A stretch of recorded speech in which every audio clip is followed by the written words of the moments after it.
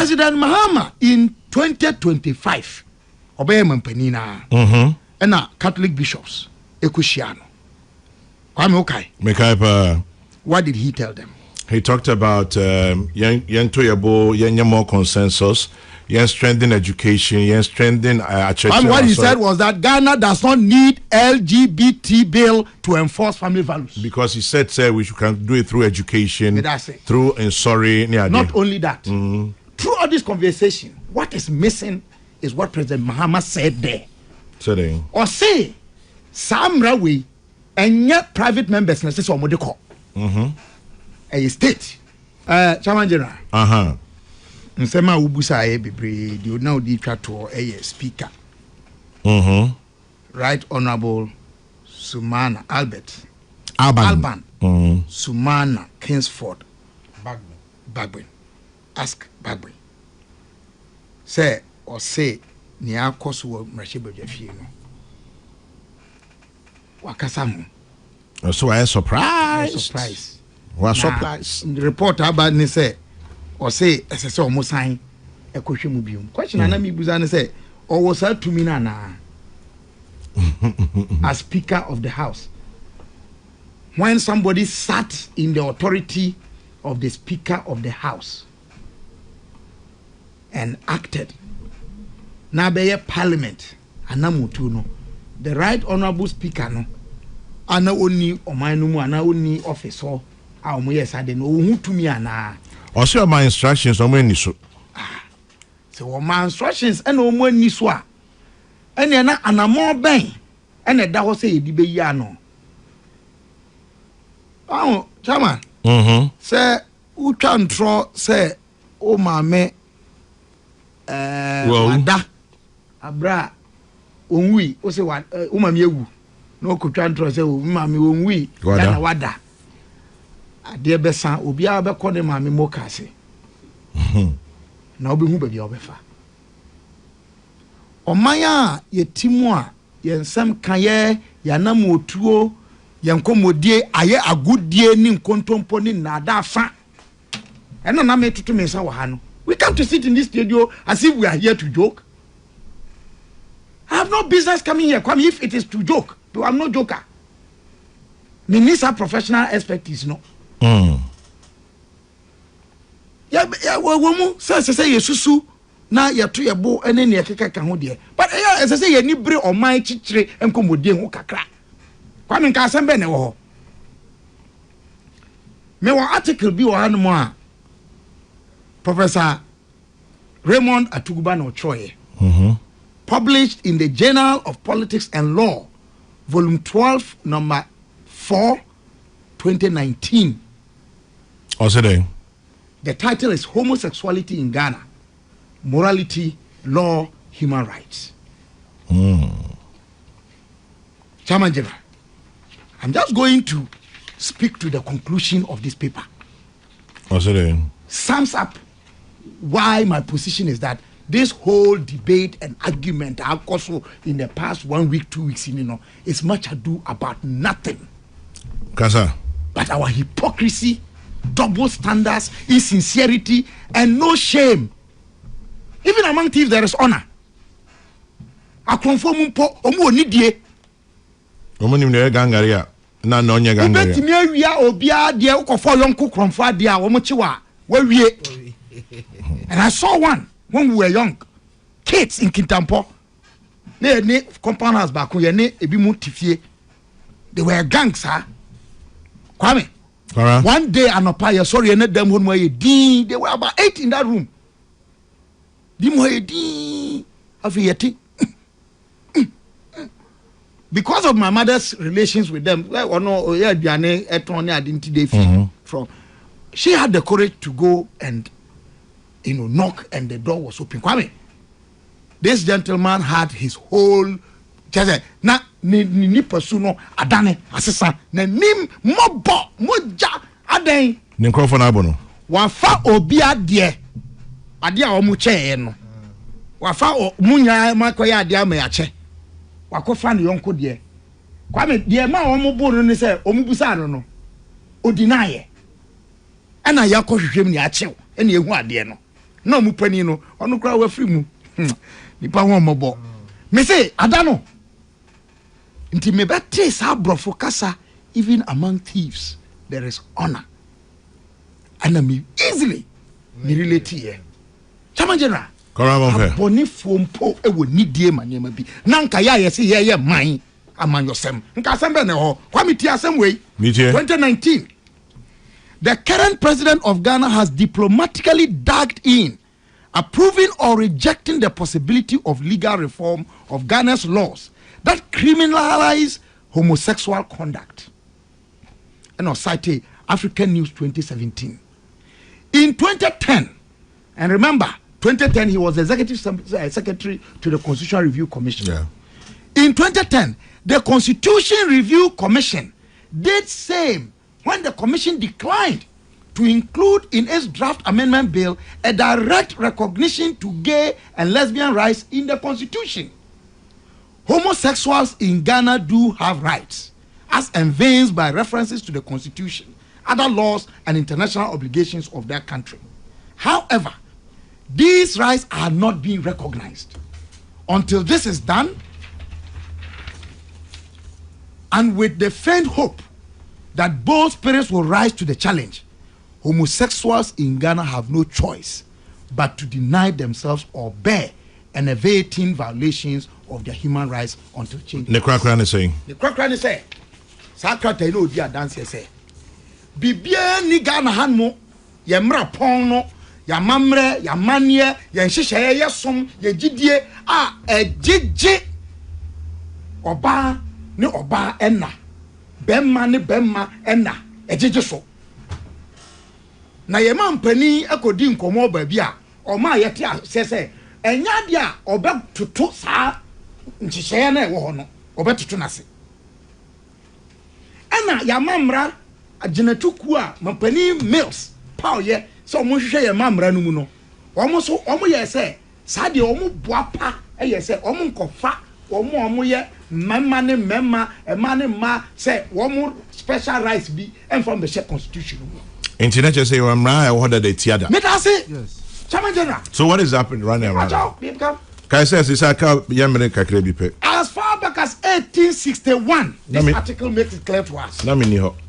Ne wo kwame. Eze mam. Omo yi. Ena omo yi ye nhihye say sadie ye nsoso. Ensesan ye e wo ho. Enti dia na aba. Chairman General, some e wo ho tiewa ene ye nya atwom ene nokra ye mpe. Ene na da ye dada ye ho. What is the conversation about? Mete say positions are changing. Is that truly the case? No. And no. And I'm say asafo ane esum mpanifo bi kra ka say ye nya botre mama mpani. Is that the position we took in 2022, 2023? Kwame. Catch me. David. Speaker, Right Honorable Speaker Bagbe. Omuka so omo yenhihye say family den. Me, I had a difficulty with that law because Amrane was dangerous. We don't need it.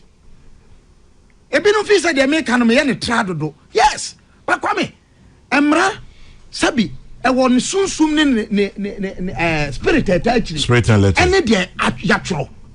Enti etoda de yatro no ebia na ntimi nkan sem ni nyina nso ye timi gina sunsum etamra na chi no e de manchiremu. That's how judges eventually come to write law, even though it's not their core or primary function.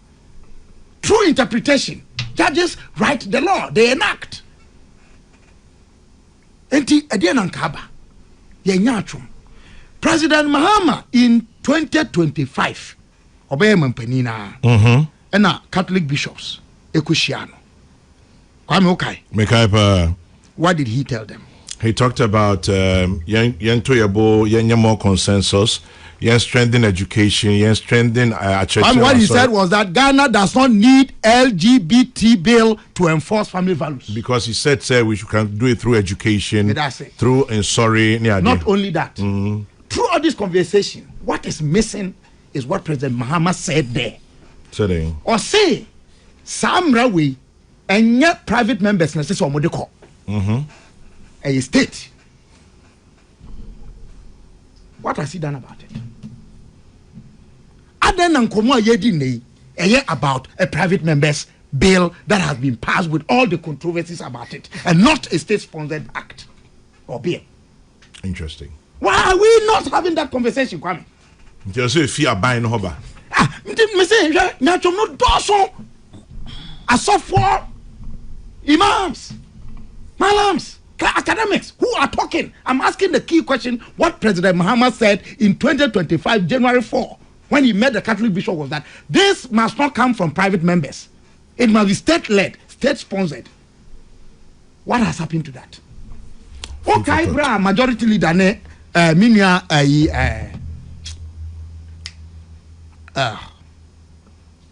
the whip. Dafamako. I can say almost sponsor bill against the OSP. President made a statement. Said Omo withdraw. Private members. Didn't they withdraw? Yes, they did. Huh? Yes. Kwame, I'm just trying to expose the hypocrisy of our country. They can't be. Here towards 2024. As if LGBT Q plus Nyama now I'll give you a history to show how we have even been unfair and inconsistent about this matter. Now this 2018, Chairman General. Already a friend we're finishing. Me patrol, I just want to be sure. Alex Kofi Donko. July 13, 2018. And Oko register LGBT Rise Ghana. Could be office bino. Thank you. Or register company no 2018. I will register general. And Omko be office 2019 honu baby. 2021 January. Omko be office no 2019 honu baby. Until 2021 no mo say fully no. I see. Omo kwa koye adwuma ho. And a national security. Ghana national security under President Akufo-Addo ko close no down. Say ade na omo ye no. Omu nimra ho kwan so omo ye. And omo kwa che 21 phobia nipa mako 21 bia. Yes say omo yes ade ni bi. This was the president who was accused of promoting LGBT by people like NPC. No, NPC, I want to stray bullet here. It was an NDC agenda. He was part of it. Let's call out the NDC with President Mahama and all of them. Ministers say, sermons are who preach here as if Ghana under Akufo-Addo he was promoting LGBTQI+. Now, on one another, so president failed national security and intelligence could not stem this in the tide and nip it in the bud. Ne did you kusokuza na Sam George mu omudi so mu and a Reverend Tim Fojomo no munyaji asom and Kwame, the most disturbing part was the day they passed that in Parliament.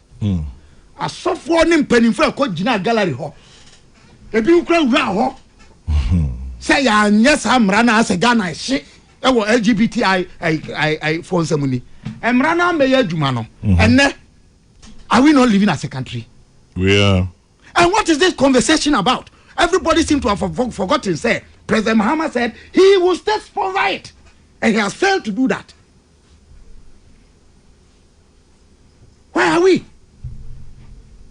Now, so we can build a nation with hypocrisy. Kwame.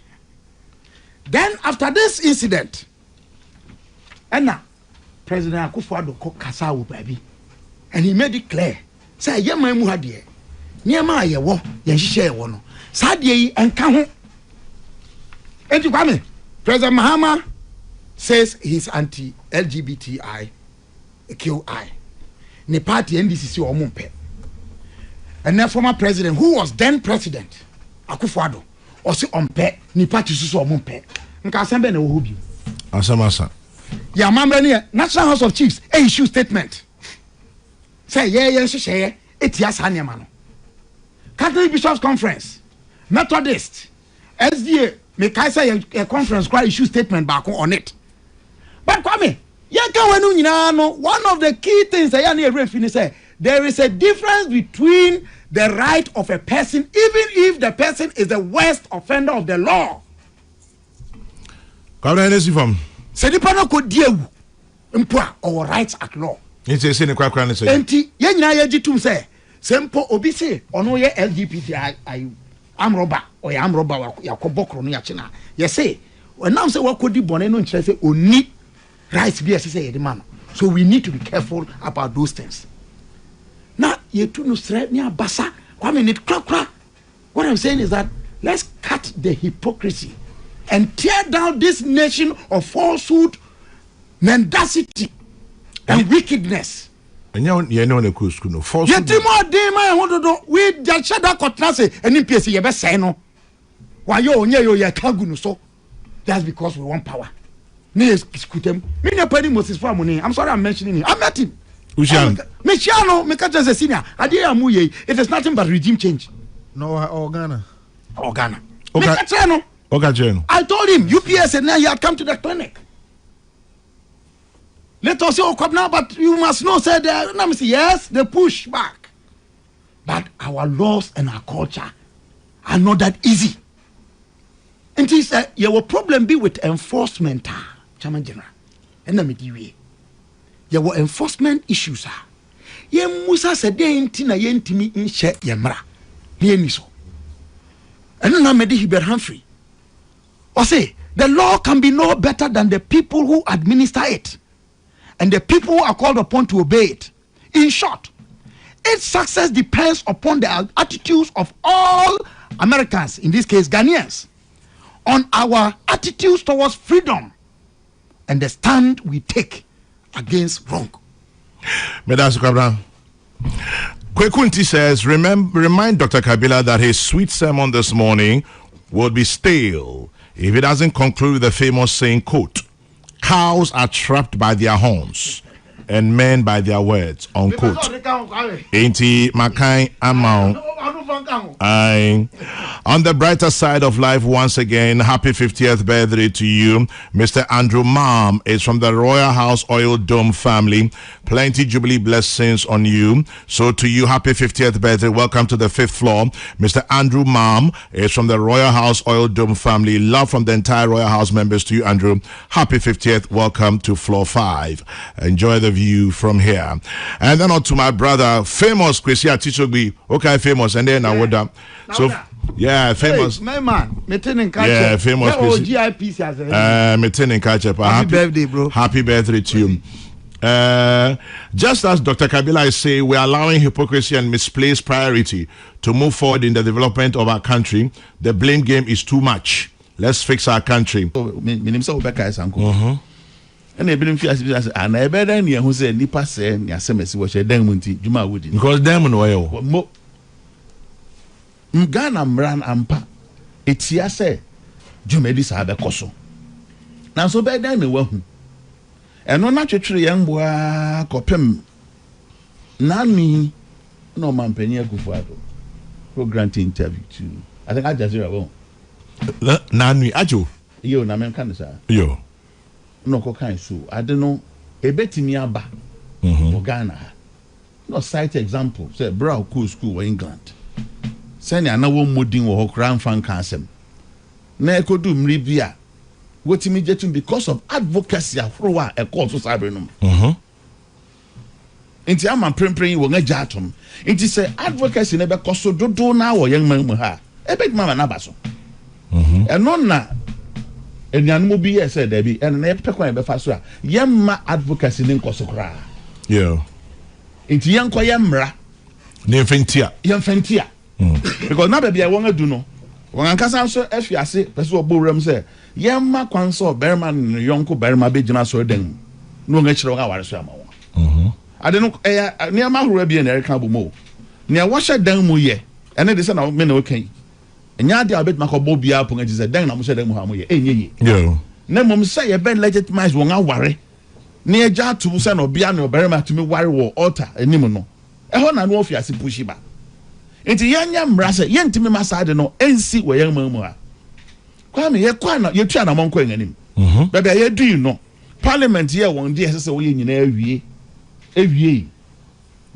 Bra wo de beka koma President Akufo-Addo no de nensa hye sa krata na sama na be ye mra no. Ene enya ehon nsem ahoro.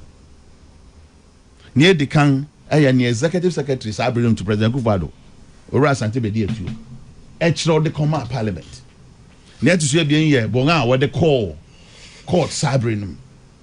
Kwame sabria ye wo ha hina na eso pontificate. Hina na eso ka se me de bimpa wo MPP abenum. Na yen ko blame NDC for say wo de ye campaign nti won mom na wo ye hypocrites. Kwame ne kan esisi so wan ye fa. Enti ne esi o ma hye begum ne. Na ni de be. Me ba ho. Okay, chiaso.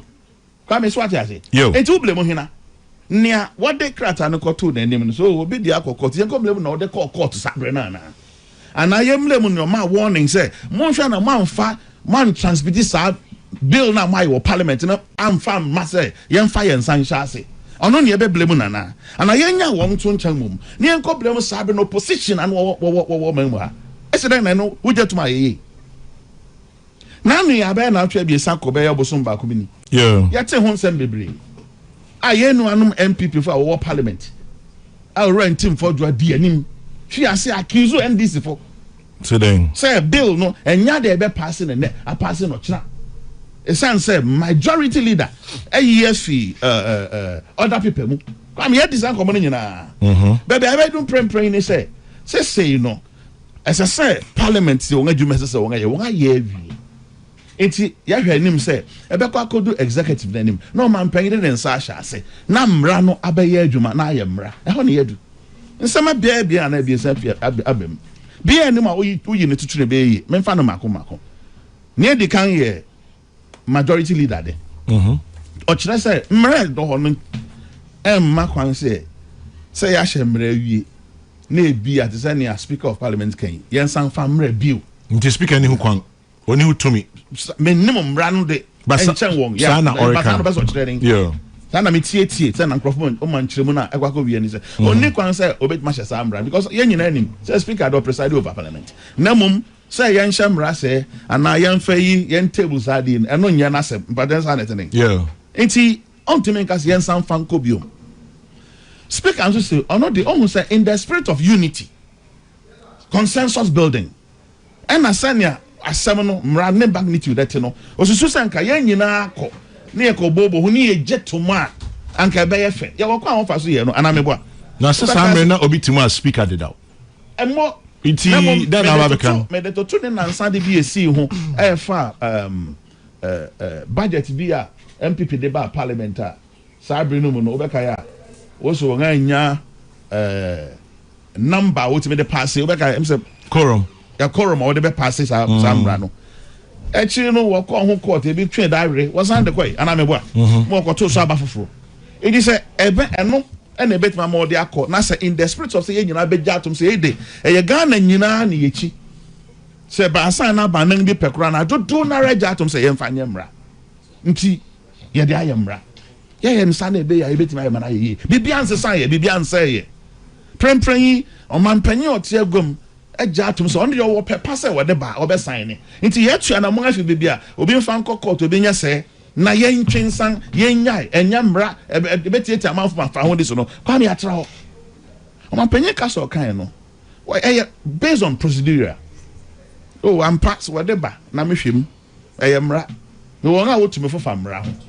nti me no won betena se ne ya hwe yeah si ya hwem na bibi wo ma isu se extra dwen na nye ya ye mra ne kire se yen san fan ko parliament bi ye betimi de akọ parliament so hwem na bibi ato ye na se sign na ye be sign into man penya asem o kan no and contradict with any other statement about bonting e bi no mo na mo nchenche so and I don't know center na hold na fine ko kwa me bibi ase nsi ye ne man penya be kan no ne kwan so ya nen me ne ya adwinye bi jetom pa obe church senior procedure ne te ye mo binum sabe na sa na ne kan se na Akufo-Addo say o mpese o be san na enya hwe se ntia mra o betuma san de akọ also sabe no yen fan court answer kwa me court e rule asem no be ye na otwe ko na otwe abiem ansa na bande down fee ofi agwaso prempren hina na eso do odwen Ghana ho sin no yonko ana hina na do jetum say obi right hia sin obi ka me de na me ni say be me am ye we de manyaba osoma amesom no ensi so sa di so enti me mpa abo nyina ne say nyankopon be ya adom me me side me tikura swai say so man pan mahama sa di koto ne friend den ne desk so a obesan ni we radio live program enti kwa me yo gidi wa we say ye betra sa bridge no okay na mum baby ayaka we no kofo yi bai no ye no kwa me atra ho ko si na hia amra no ebeba eba ne Ghana fususu say ye de boy mbra tetew ye ma ne betimi agya unchire ma papa mo nga hwe ngachi ama no kwa me nyina bedi so ne ya kwa nyanim enti sa kweka na kwa me ngosi hwe mam hina no ka den ne krakra ne say prempren parliament etua na mong bi sensakra bi baba bi a wo kwan amra kwan a ofa so ye mra kwan na ma kwan necessary ko nanim ma panyin so de beto nanim a onene mranimfo a won akwadare besusu ho obebobo ho na ode afa na kwan so bre beso say so sign obe sign te kwa me eyi we anya sembia kra say ye how ye ho ma ye sabi ye kon 15 me da say no pay me da se dodo enim piesie enede eno ebaye na mo amhwe mo YouTube no akwa bia ni abrede de why am fitia oya onkrofo ni bi oya ba fitai na oni me ne yaw se me ko hwe eyinu su na se mi se bi ni aba wo na me kan we na mankan ne de no wa sa ba yi yaw o kwa me sa chire mu na ye kan se democracy chire se Kabila me Kabila me ahono ya yo pan de kumba bisa na mami se eno ya ne chira se pa wotwi ma anka chira wadwen na me chira ma adwen ana me kwa to wadwen chira se obeya me baba da pa sa bi se na ho de me wo ho asem chira wadwen na me chira me kono oya me na me nkasa ne ho a me kan nya se bia ba wo nu ya em se tutu no asaba isha Dr. Aaron Edu Ewo UPSA, Chairman General, I know the duty of the Speaker is to direct proceedings in Parliament, but not to be part. With what has been said by Mr. Speaker, it seems otherwise. Or the latter, what does the law say? Well, Dr. Aaron Edu, from what I know, Kakrami Bisayano, Speaker, asem no Bisayano, your kind of Hanya is part of the maybe say me yes you need to me bia say part of the Hanya obeka say yes you yen san kwatwemra yes you need to me speaker edru su momenti speaker and odaw the speaker appeal yes no cry appeal kramfa look in fact Antina Mahama Yaga said there's nothing to reconsider by the parliamentary processes a law or a bill passed is not immutable. Meaning say enye bibi a wuntimi nya ho hwe a member of parliament betimi move by motion okay say mra we ya ye pass ye no wo ho asem ka ne asa de mra no aba edidi ho komo in fact Ameri fantastic the vigilante act ni nyina ye examples of immutable bills are yesa de ba parliament be di ho komo great so it is not out of place for the speaker to say misusu say mesre say okay yensan famra but ontimi hye ena wan hye so let the record reflect but utie majority leader say there's nothing to reconsider it's your time here's the thing me Ghana ni say ne nyina ye Ghana fo ye won niema ye bo enyo so ena ye won niema yakoma empe Bagana ni bunyu bibi so na nakoma mpe bibi mpo a onte aba onfa aba ana onfa bo me botri oni hu kwan apart from so oni hu kwan I'm not even talking about the legality of it. My so ka legality no Mr. Obviously the speaker can recall the bill before it's transmitted or sent to the president for his assent on lack of a quorum or procedural lapses. Which the president has agreed. Yes. If passage happened without quorum or suffered procedural lapses, then legally passage is never validly occurred. Yes. It's a nullity. please see Abdullah versus Attorney General. Interesting. Yes. Abdullah versus Attorney General Justice Kolendi. And a Trom Rano for the judgment for the majority. And he explains, say, there is a quorum for starting business and there is a quorum for voting. As of the time I know more to about nipa 23 in our parliament. On the 23. I'm now pass it last week. Friday. Yeah, 23 now kind lawyer need not the way by Amikan. Yeah. I'll say I should refer to Abdullah as Attorney General. Or they can say until the clerk transmits the bill to the president under Standing Order 132, the bill is still within Parliament's custody. Okay. The Speaker controls the business of Parliament and can direct the clerk to withhold transmission of the bill and bring it back to Parliament. It's very simple. The question we should however pose here is whether the bill has been regularly transmitted to the president and left the hands or desk of the clerk and of the speaker. From what I gather, the bill is yet to be transmitted.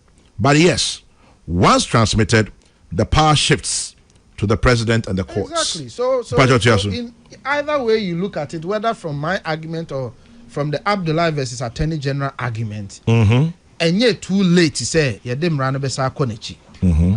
anyways, Brakwame, argument I'm a person. The American say, on my way more. You're not perfect, but generally we are tolerant people. Okay. And you're none ye betty besia. And then you're none ye tea who say, ye nuanumu be a yen near ma a ye chuade. And you're ne. Da. Ghana for your matna for all these years. Yes. But to the extent that yen ye jutum sa dear way dear. A ye chuade. O my Ghana yenyintum ba yenso yeti ase wontimi mfa banko bo bi tirimu nkono ede na koti ahomamu a ede nsem we nyina bai eno na me nua pani Dr. Kabila kan ye say advocacy bi a ehya ase papa bi a okọ register a group na okọ share advocacy bi ase aban sorry tiano. And ambassador be our free Australia ba Ghana ha. It was around the same time. And the European Union omo kwahye sa nko we mu ase. Omo share sa adwuma na ase. Eno na Ghana for say maza. Yampene. Yenim samu ye yanyintum. Ba samu be ka kire yen say. Sa suban we ni ye we na na de mo de dawro be bo hu dwane de yampene.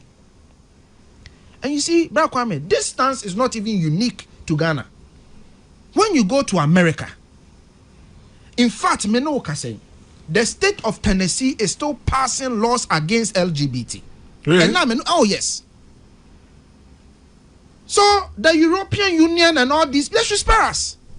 Even in the advanced countries, as I'm speaking to you today, they are passing laws against LGBT.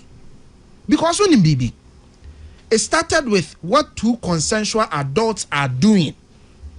The empenyinfo mienu se omo ye omo demo ye omasem. Sa na nkomo ne sha ase o. E na afei omo de ba ye se yemfa nkɔhye book mu. Enti enkora kosuku a enema omo kenkan no na hyem. Afei omo de ba ye se wo ya awofo na wo ba di mfie num, mfie mienu, mfie miensa no ɔse ɔyɛ bɛma ɔpɛso ɔyɛ ɔba wo ɔwofo no kra wo ni hutumi. You as a parent, even your 5-year-old decides so a person changing the sex, you the parent, you don't have a right to stop that child. Our Ghana ha. Advocacy. So when civil society and the various groupings who start with the LGBT, kasasi etieti and kofo fa hu dis wa. The omon kan kire on say fa hu die no omon na sha ase etieti aso. Mema wo me ba. Now who say who support LGBT? Me ba na wa wono na wa di 5 years na so okosesa ne be ma. Me parent me ni ho. So the most intolerant people are the LGBT people. Sure. They are the most intolerant people in the world. And they are allied groupings and CSOs and human rights associations. Look, me say oko America bra kwame. Yeah, so the on outside.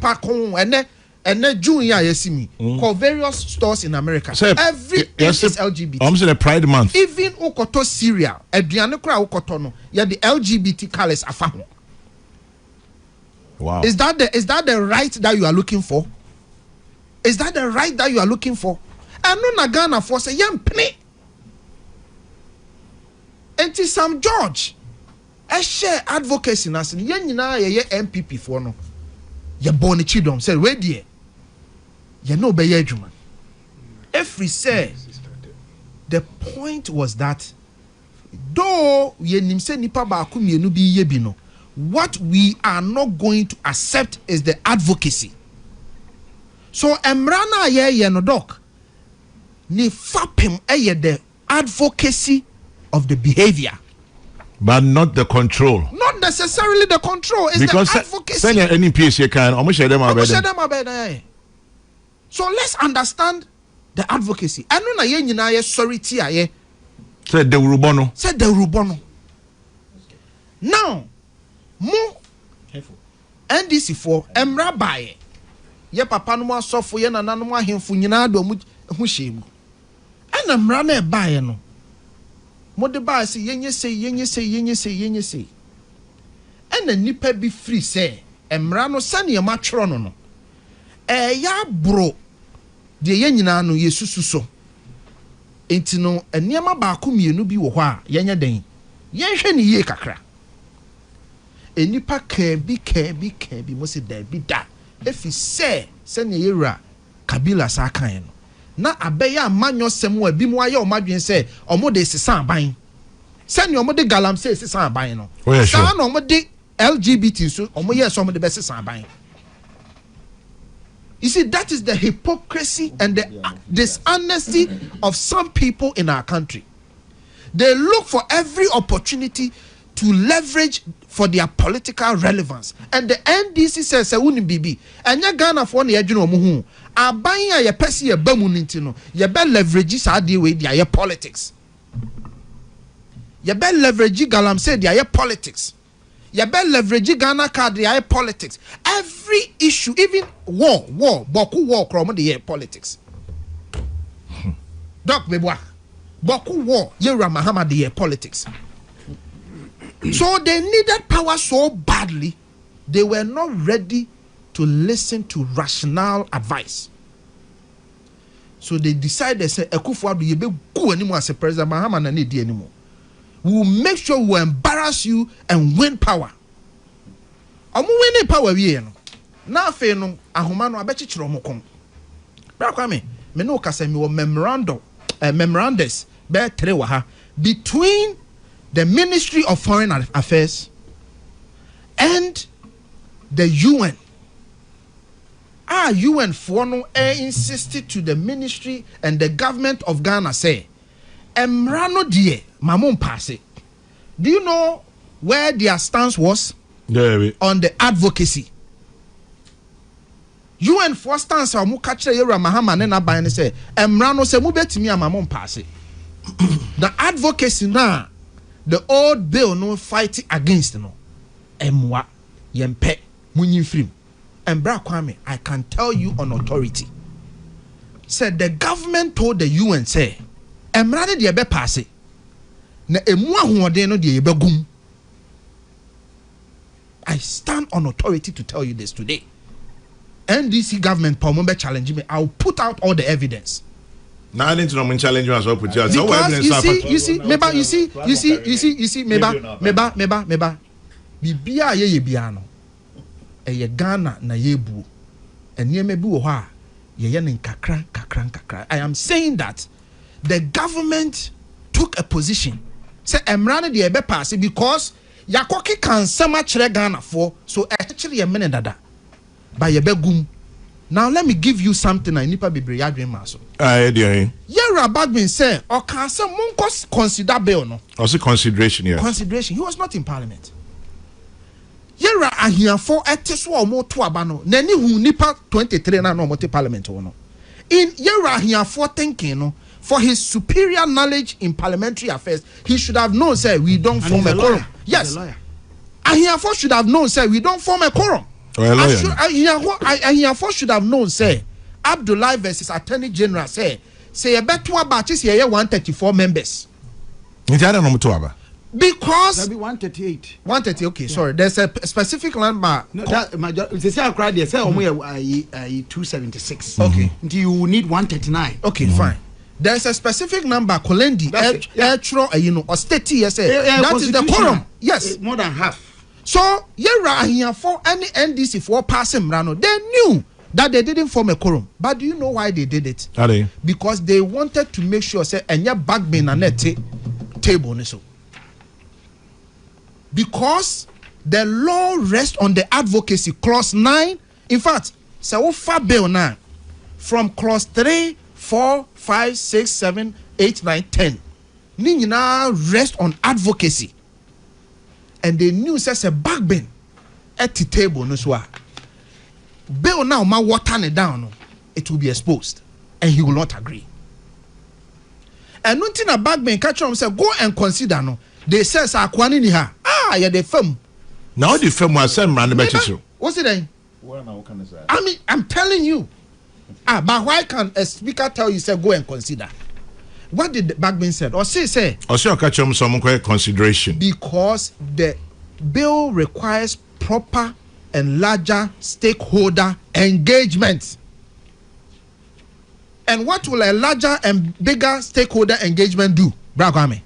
It will expose the watered down bill you have done. So, you know, the NDC, they don't even trust themselves. Let me just read for the. Sure, you can read it. No problem. The Constitutional, you know, say Article 106(10). Yeah. Where a bill reconsidered under Clause 9 of this, I think it's not the proper, by Parliament by resolution supported by the votes of not less than 2/3. No, I think this. Okay, this may be. But are you saying, sir, Kofi Pache saying ya oche no munina enim? They know. It's they know omoye settings and I said it. Exactly. But that's about optics government. I've said it several times. No. About a movie no movie. Movies to say. About a movie. President Mahama movie no. Oman or catch us there. What the dollar be bad now? And then when himself massa shall say pompe dollar ni bio. And then Bank of Ghana mo chain Ghana water. Omo de nsuo na che say pumping ko adwuma omo buy omo. Asiama pandit oba Bank of Ghana adwuma wo ya pumping. Pumping. The point I am making. Obia kwachire me bibi kakra saying the United States of America, states that are widely categorized as the least friendly for LGBTQ plus. Baby adi kan boy Kofi Tonto. Now the rest states. I see Tennessee. Yeah. Arkansas and Oklahoma. There are more than that. Anyway. Largely the Republican red states are not so lenient towards those things. Yeah, because we are saying 102 or say a quorum of Parliament apart from the person presiding shall be 1/3 of the members of Parliament. That is quorum. Okay. Now 104 1. Except as otherwise provided in this Constitution, matters in Parliament shall be determined by the votes of the majority members present and voting, with at least half of all the members of Parliament present. Now, at least half. No? Half. No. Now, 276. Yeah, divided by get 2. At least 139. Yeah. And the Black Kwame. We Deputy Speaker of Parliament. Otiho nipa 23 netiho. Are you sure it's 23? Yes, say 34. Say 23 because I've done my checks. Black Kwame sabi we feed the case you. Me answer na me ba betena no. And now say me catch you reading na me read ya. Until I say me wa memoranda ni nyina wa ha. It be a 39 pages, it be a 10 pages from between the government of Ghana and United Nations. I have it all here. They are black ones, Sasha Sienina. I have it here. So the AC nano and yes sabe out of vacuum. In fact, they even accepted opinions from civil societies against the bill. So the bottom line is this. Ghana for muntie ye. President Mahama move ya say bill ne the sign eventually. But the bill he's going to sign a bill best satisfy abrofono. So President Mahama will get to satisfy Ghanaians say why BB. But at the same time, he will get to sack. Oh, please. Let me. Ocean command. Look. Over say me read the documents in the mama. The ocean command. And I may. Also, President best sign bill. No. That be me a prophet a me. And in PSA. Me a prophet a me. What are you saying? I'm a political prophet. So only man catch them. I see the political future. So Black Kwame, assembly nyinaa they don't even trust backben. Nanka wo majority leader there. Then now so e catch speaker say utumi wa he. Nanka wo majority leader there wo asem kan kanye speaker won ne nkɔhye dem na ebeka. So we ra we there. But na ayarega person o kire backben say masa setna baby nyenso yen kire adwen. They don't trust each other. They are dishonest. What feed the son? Can person make scammers, but what they make? What can we? So the bottom line is Ghana for Miss Ramu. Ye papa no ahemfo. Ye papa no asofo. Mo mama ni na ho. And kwafo we mo na catch na mo say. Omo catch na mo say. Emra na o maye no. Eye kroji. Sam George say. Black Kwame. See the law is so good. It has become an African law. Na Kenya crab far law no, all they did was to change the name Ghana and replace it with Kenya. They didn't change a word. Sam George said, "Yerati how was say President Mahama a ready bill ni nyina the omo pass here no. Was say President Mahama a ready bill ni nyina he agrees with every part of it." That was the previous bill. What has changed? What has changed is that you have watered down clauses that promotes or your friends say crosses now a stampede advocacy no and makogum just say the ubona and no na what do you mean say no what can a new bill minority Black Kwame minority please no, it's not true. It's not true. Black Kwame, you see, this is another. This is another lie.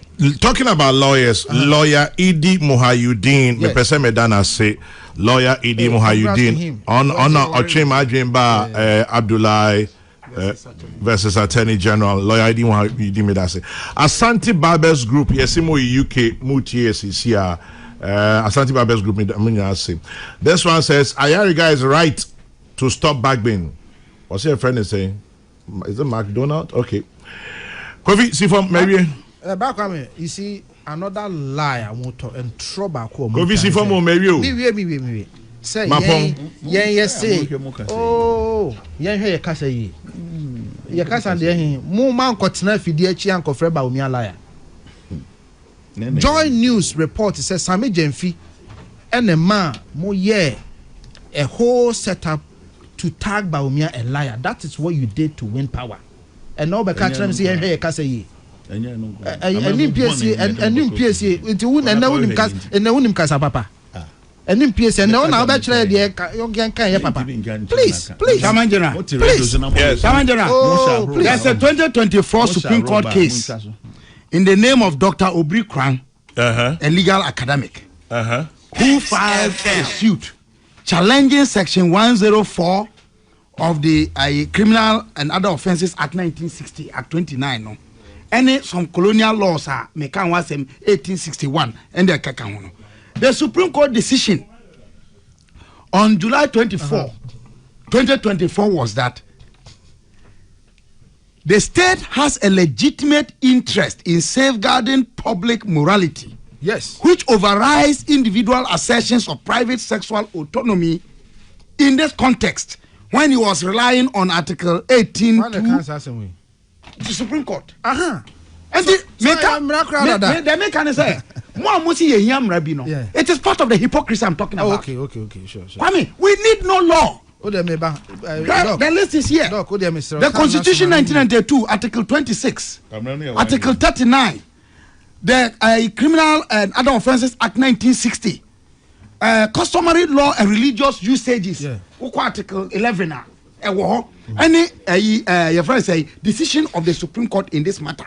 And Kasembia ni ho yenya twum. And the Abidra. I mean wrap up. Kofi don't to see from the uncle. And say yes, and per se LGBT for benya legals representation anaasɛ ɔmbɛtumi akɔ hospital anaa bibisa ɛnyɛ nokorɛ mmara na ɛbaeɛ na anka saa baabi ada. There is a difference in somebody seeking medical help and a difference between somebody using medical practice to promote something. Let me explain to you. So be a LGBT. In fact, one problem within the LGBT community, especially the gay community, is HIV because of the nature of what they do. And to say, obi ako practicing na sebi wenya HIV ya. Emrana nkasa mienhwe no. The emrana can say, Accra wedi 15 years, penny wedi 18 or something. No aba say, sisa me be manefa oba de ehye ho. Eno na emrana kasetia. Enti say ayarigani NDC for be catch o say exemptions no maye no omo yesa na ebe ya people will get medical assistance. It's a lie. My very final question. Now me brapa me wiese say ahani here. Number 2. Yenka say media for e can be about LGBT or my bone. No. There is a difference between a discussion and say a journalist beba betina say yenyi LGBT and 2. That is a difference. Having a general discussion is not a problem. MPP phone tias hadiano. Number 3, almost yes, person legal representation. That's not what we are saying. What we are saying is a lawyer sir. Omubekwa kwashe advocacy for next. No more draft messages etc. to promote it. And yes, I will be court. No here legal representation. I want me. They are talking now. Almost yes, academics. No. And yes, I can academics are or true book to say let's allow and promote this. Now, Brakwame, Nancy me kodi diwo is legal. Na me didi and na Ghana ni bako any bro ni bako and no more your friend is saying Zoom call. But no more call no etimi tie kakra baby anamete na oti. Bronina or foreign country no Zoom no so no. Any Ghana ni no basically agreement ni say almost send this ikaba na Ghana ni Brunina wabedru Ghana no. They travel into the villages to go and explain LGBT rights. I know I'm running here. So nobody's against an academic. Nobody's against a lawyer. Nobody's against a medical practice. Now, Kofi, don't we have enough laws? No problem. No, he's a dog. No, dear. You see, of course. Let me be some final question. I could see me man as a baby. San you a year okay. My Shebijafo and I believe Tuja committee. No, 9 people for Soka. They're now okay. The new bill. Oh, okay. Have it members bill. But how much chance it together? I don't know. You see, the hypocrisy. My main cancer won't show. And I'm a boy. My main cancer won't show. In fact, speaker, whole parliament. You can sit down and push your own laws.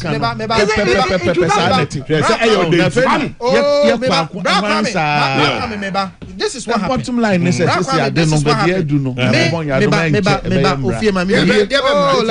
me talk. I